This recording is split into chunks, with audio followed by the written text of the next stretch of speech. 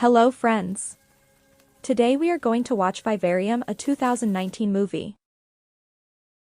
The opening scene depicts the parasitic life cycle of cuckoos before introducing Gemma, a primary school teacher, and her boyfriend Tom, a handyman. They drive to meet with a real estate agent to inquire about buying a house.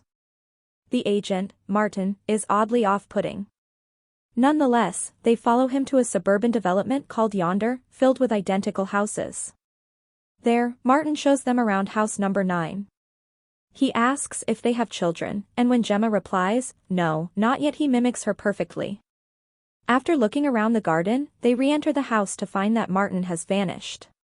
They attempt to leave, but repeatedly find themselves returned to number 9. In disbelief, they drive around the endless, identical streets until they run out of gas. There is no phone signal either. Out of options, they sleep in the house. The next morning, they try to escape on foot, but consistently return to number 9. They eventually give up and find a box full of tasteless vacuum-packed food left in front of the house. In desperation, Tom sets fire to the house, and they sleep on the pavement. When they awake, another box has been left for them. This time it contains an infant, and the message, raise the child and be released. When the smoke clears, they see the house undamaged. 98 days later, the infant has grown to resemble a 10-year-old boy who, like Martin, mimics Tom and Gemma. It screams bloody murder when it gets hungry and stops when it is fed. Gemma and Tom sit together in the garden with a pickaxe, waiting to attack whoever delivers and collects the food, but they never see anyone. Tom starts digging a hole in the garden, thinking it may lead somewhere, and becomes withdrawn. The boy secretly watches them have sex at night. In the living room, the boy sits before the television, which shows bizarre, fractal-like patterns. Tom comes to believe if the boy dies, someone might come for the body, and they could force whoever it is to free them, so he locks it in their car, intending to starve it. However, Gemma takes pity and releases it.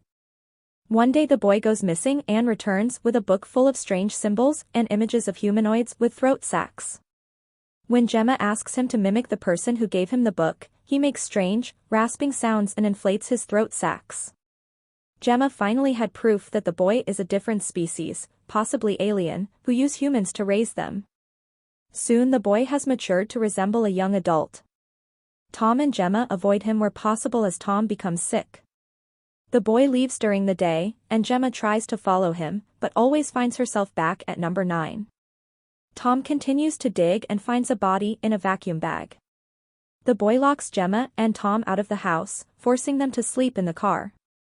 When Tom's condition worsens, Gemma pleads with the boy for medicine for Tom, but he replies, maybe it's time he is released.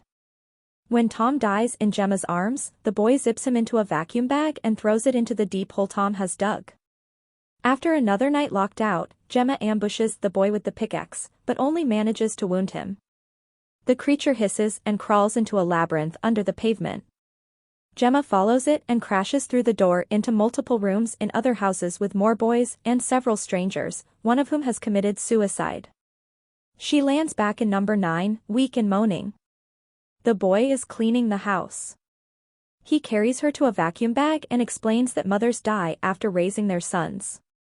She says she is not his mother, and dies as he zips her in. The boy buries her with Tom and fills the hole, which then disappears. After filling the car with gas, he drives back to the estate office, where an aged Martin lies dying in his chair. Martin gives his name tag to the boy and then expires, having finished his life cycle. The boy puts Martin in a vacuum bag, folds it up, and puts it into a file drawer. He sits down in the chair and waits. When another couple walks in the door, the boy stands to greet them the same way Martin did.